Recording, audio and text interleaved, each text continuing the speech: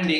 అందరూ బాగున్నారనుకుంటున్నాను. ఏంటి సడెన్‌గా ఆఫ్టర్ ఎ లాంగ్ టైమ్ అది కూడా 'బిగ్ బాస్' హడావుడి అయిపోయిన తర్వాత జనరల్‌గా 'బిగ్ బాస్' తర్వాత వీడియోస్ చేయాలనుకుంటాం కానీ ఎందుకో అది సెట్ అవ్వట్లేదు. కానీ ఈసారి ఏదో మళ్ళీ మనం కలిసే అవకాశం కనపడుతూ ఉంది.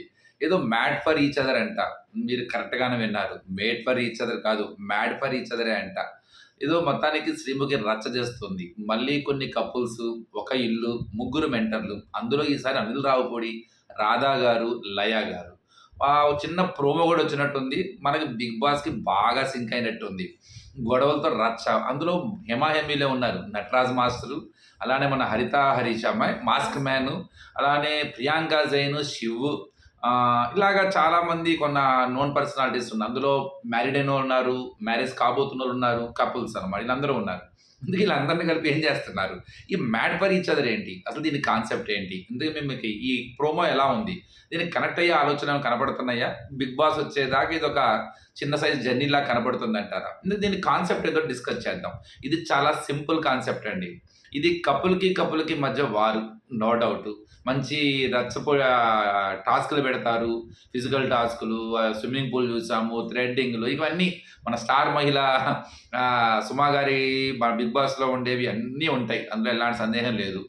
మన 'బిగ్ బాస్‌లో' ఉండే కొట్లాటలు, రచ్చలు, గొడవలుంటాయి. కానీ ఇందులో ఒక ఇంటీరియర్ కాన్సెప్ట్ ఉంది.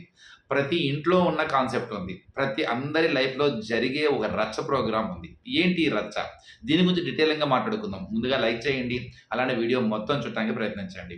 ప్రతి ఇంట్లో కూడా ఏ ఇద్దరు వ్యక్తుల మధ్య భార్యాభర్తలు కావచ్చు, ఏ రిలేషన్‌షిప్‌లో అయినా సరే మీకొక కనెక్షన్ ఉంటుంది. ఒక బాండింగ్ ఉంటుంది. వాళ్ళిద్దరి మధ్య ఒక అండర్‌స్టాండింగ్ ఉంటుంది. సో, లవ్ అండ్ ఎఫెక్షన్, ఓ బాండింగ్ బంధం ఉంటుంది. సో, అది ఎంత ఉన్నా వాళ్ళొక 2 ఇండివిడ్యువల్ పర్సనాలిటీస్ అని గుర్తుపెట్టుకోవాలి. మనందరం కూడా ఇండివిడ్యువాలిటీస్. ప్రతి ఒక్కరికి ఒక వ్యక్తిత్వం ఉంటది. సెల్ఫ్ ఉంటుంది. కొన్ని కొన్ని విషయాల దగ్గర కొన్ని నిర్ణయాలు తీసుకునేటప్పుడు పక్కాగా ఈ ఇద్దరి యొక్క వ్యక్తిత్వాలు ఏమవుతూ ఉంటాయంటే అభిప్రాయ భేదాలు కాకుండా పోయినా ఒక్కొక్క డిఫరెంట్ పర్సెప్షన్స్ ఉంటాయి. ఒక డిఫరెంట్ ఆలోచనలుంటాయి. ఈ ఆలోచనల దగ్గరే చిన్న కాన్‌ఫ్లిక్ట్ అయితే రైజ్ అవుతుందనమాట. అందులో ఆ విషయానికి సంబంధించిన ఒక అవుట్‌పుట్ రిజల్ట్ గనక కొద్దిగా మంచిది, పెద్దది అంటే జీవితానికి సంబంధించింది ఆ విషయము. అలాంటి ఎవరో ఒక నిర్ణయంలో గనక ఒకరి నిర్ణయం వినకుండా ఇంకొకరు గనక ముందుకు ఫార్వర్డ్ అయితే కన్ఫర్మ్‌గా ఇంట్లో ఏమనంటారు, "నేను చెప్పానా? నేను చెయ్యొద్దని చెప్పానా? నా మాట ఇన్నావా నువ్వు?" అని చెప్పేసి ఒక టక్కన ఒక మాటొస్తది. అట్లానే కొన్ని వాళ్ళ దగ్గర నిర్ణయాలనేవి కొంత కాన్‌ఫ్లిక్ట్ ఒస్తూ ఉంటది. ఇలాగ ప్రతి ఇంట్లోనూ జరుగుతూ ఉంటది. కానీ ఆ బాండింగ్ అనేది ఏం చేస్తూ ఉంటుంది, దాన్ని సప్రెస్ చేస్తూ ఉంటుంది. ఎప్పటికప్పుడు కొన్ని ఎమోషనల్ వచ్చినప్పుడు ఈ ఇండివిడ్యువాలిటీస్, ఈ సెల్ఫ్, వ్యక్తిత్వాలు, ఇగోలు ఇవన్నీ పోతాయి. కానీ కంపల్సరీ లైఫ్‌లో 2 పర్సెప్షన్స్ మధ్య జరిగే ఒక కాన్‌ఫ్లిక్ట్ ఉంటుంది. ఈసారి ఆ కపుల్‌కి మధ్యలోనే గాకుండా, ఆ కపుల్స్ మధ్యలో గూడా కాన్ఫ్లిక్ట్ పెట్టబోతున్నారనమాట. ఇక్కడ ఇంట్లో జరిగే రచ్చే మనకు ఆ ఇంట్లో చూపించడానికి ట్రై జేస్తున్నారు. కన్ఫర్మ్ అందరికీ ఉంటుంది. ఇప్పుడు అక్కడ చూడండి మీరు చూసారు. ఏదైనా నేను మాట్లాడేటప్పుడు ఒకళ్ళే డామినేట్ చేయటం, లేకపోతే ఒకళ్ళు చెప్పే విధానానికి వెంటనే అడ్డొచ్చేసి అంటే నువ్వు చెప్పేది అలా కాదు చెప్పాల్సింది ఇలా అని చెప్పడానికి ట్రై చేయటం. అంటే ఈ తాపత్రయం అంతా ఏందంటే ఆ గేమ్ గెలవడానికి.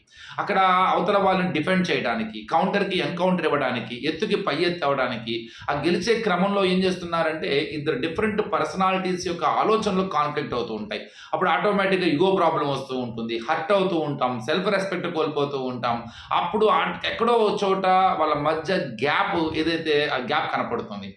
చాలామంది మేము బాగా క్లోజు, బాండింగ్ ఎక్కువుంటది మా మధ్యలో అని చాలా చెప్తూ ఉంటారు. కానీ ఈ మధ్యలో చిన్న గ్యాప్ అన్నది ఇండివిడ్యువాలిటీస్ ఉండటం మూలంగా వస్తది.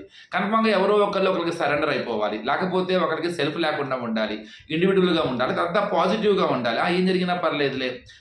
అంటే ఒక నిర్ణయం తీసుకోవటం మూలంగా చెడు జరిగినా గూడా, బ్యాడ్ జరిగినా గూడా పాజిటివ్‌గా నథింగ్ విల్ హ్యాపెన్ ఏం కాదు. లెట్ అస్ ఎంజాయ్ అనే ఒక మనస్తత్వం అంత పాజిటివ్ స్పిరిట్ అనే ఉండాలి. లేకపోతే ఒకళ్ళు సరెండర్ అయి ఉండాలి. లేకపోతే మ్యూచువల్‌గా కూర్చొని డిస్కస్ చేసుకొని ఒకరికొకరు ఇద్దరు బ్యాలెన్స్‌డ్‌గా ఇలా చేద్దాం రిజల్ట్ ఏదైనా పర్లేదు అని ఎంజాయ్ చేస్తూనే ముందుకు వెళ్ళాలి. ఇదే వాళ్ళ మధ్య జరుగుతున్న పోటీ. ఏ కపుల్ మధ్య ఇలాంటి అండర్‌స్టాండింగ్ ఉంటుంది. లేదు వాళ్ళ మధ్య ఉన్న కొంత చిన్న గ్యాప్స్ వచ్చినా గూడా వాటిని మళ్ళీ కవర్ చేసుకుంటూ ఎలా వాళ్ళు ఇంకో కపుల్ మీద ఆధిపత్యాన్ని ప్రదర్శిస్తున్నారు. అలానే కపుల్‌కి కూడా చాలా వ్యత్యాసాలుంటాయి. అప్పుడు కన్ఫర్మ్‌గా ఒకళ్ళు డౌన్ చేసే క్రమంలో వాళ్ళలో ఉన్న నెగెటివ్స్‌ని ఎక్స్‌ప్లోర్ చేసే క్రమంలో కన్ఫర్మ్‌గా అది అది పెద్ద రచ్చ అవుతుంది. ఇలాంటి వాటిని పెట్టి మసాలా యాడ్ చేసి అనిల్ రావిపూడి, రాధా గారు లయ ద్వారా మనకి మంచి ఎంటర్‌టైన్‌మెంట్ అయితే ట్రై చేస్తున్నారన్నమాట. ఈ రచ్చ బానే ఉంటది. అందులో లోపల ఉండి అగ్గి చిచ్చు రాల్చడానికి శ్రీముఖి ఉండనే ఉంది. ఎప్పటికప్పుడు వాళ్ళ మధ్య ఇలాంటి డిబేట్లు పెట్టేసి నువ్వు ఆల్రెడీగా హరీష్ మన మాస్క్ మ్యాన్, నటరాజ్ మాస్టర్ ఉన్నారంటే చాలు తాట తీస్తాడు. నటరాజ్ మాస్టరు మామూలుగా మనిషిని చూసి చదివేస్తాడు. ఆయన నటరాజ్ మాస్టర్‌కి మాస్క్ మ్యాన్‌కి మీకు చిన్న పోలిక ఉంటుంది. మాస్క్ మ్యాన్ ఏమో జీవితంలో నేను తప్ప ఇంకెవరు పర్ఫెక్ట్ కాదనుకుంటాడు. ఆయన చూసిన జీవితము, ఆయన చూసిన లోకమే కరెక్ట్ అనుకుంటాడు. ప్రతి మనిషిని కూడా మంచిగా చేస్తున్నా వీడు కావాలని మంచి చేస్తున్నాడు అంటాడు. ఆయన మంచి చేస్తే మాత్రం నాలో మీరు మంచి కనపడతలేదా అంటాడు. అంటే అవతల వ్యక్తికి లేని ఇంటెన్షన్ కూడా ఆయన ఊహించుకొని చెప్తాడు. అలా నటరాజ మాస్టర్ కూడా సేమ్ అంతే. వీళ్ళు కెమెరాల కోసం చేస్తున్నారు, లేకపోతే వీళ్ళు ఆట కోసం చేస్తున్నారు, వీళ్ళు ఫ్రీగా వీళ్ళు ట్రూగా ఉండట్లేదు, ఫేక్గా ఉన్నారు. ఈ రెండు సేమ్ న్యాచురల్సే, ఈ రెండు సేమ్ యాటిట్యూడ్సే. వీళ్ళ మధ్య వారు బ్రహ్మాండంగా ఉంటుంది.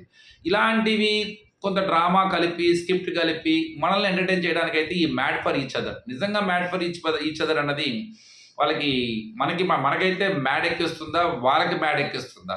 ఎందుకంటే మేడ్ ఫర్ ఈచ్ అదర్ అనుకునే వాళ్ళకి మధ్యలో చిచ్చు పెట్టి అది మ్యాడ్గా తయారు చేసే కార్యక్రమం ఏమైనా చేస్తారా?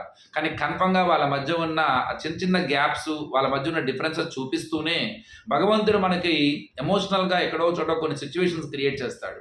ఆ సిచ్యువేషన్ వచ్చినప్పుడు మనలో ఆ బాండింగ్స్ అనేవి ఎక్స్‌ప్లోర్ అవుతాయి. అప్పుడు మనిషికి ఇండివిడ్యువాలిటీస్, సెల్ఫ్, ఇగోస్, అభిప్రాయాలు, మాటలు, ఆలోచనలు, మనస్తత్వాలు, వ్యక్తిత్వాలు ఇవేమి ఉండవు. ఓన్లీ బాండింగ్ విలువ తెలుస్తూ ఉంటది. చాలా మ్యాజికల్ మూమెంట్స్ ఉంటాయి. అలాంటి మ్యాజికల్ మూమెంట్స్‌ని కూడా చాలా ఎక్కువగా ఈ జర్నీలో మనకు చూపిస్తూ ఆహ్లాదకరంగాను, ఆవేశపరంగాను మనకి బీపీలు, షుగర్‌లు తెప్పిస్తూ అట్లానే వాళ్ళ మధ్యలో ఉన్న క్యూట్ రిలేషన్స్‌ని ఆ మధ్యలో వాళ్ళు మళ్ళీ విడిపోయి, మళ్ళీ కలిసి ఒకళ్ళకొకళ్ళు అర్థం చేసుకునేటట్టుగా వాళ్ళకి జీవితానికి ఒక మంచి లెసన్ నేర్పిస్తూ, వాటిని మంచాది కూడా మనకు కూడా ఆ ఫీల్స్‌ని కలిగిస్తూ దీన్ని రసవత్తరంగాను రక్తి కట్టించే ప్రయత్నాలు చేయబోతున్నారనుకుంటున్నాను. చూద్దాం. దీనిపై మీ ఒపీనియన్ కూడా కామెంట్ బాక్స్‌లో చెప్పండి. ఎంతమంది దీన్ని చూడడానికి రెడీగా ఉన్నారు? ఎంతమంది మీకు అట్రాక్టింగ్‌గా ఉన్నారు? ఇది సక్సెస్ అయ్యే అవకాశం ఉందా లేదా అన్నది కూడా కామెంట్ బాక్స్‌లో చెప్పండి. Thank you.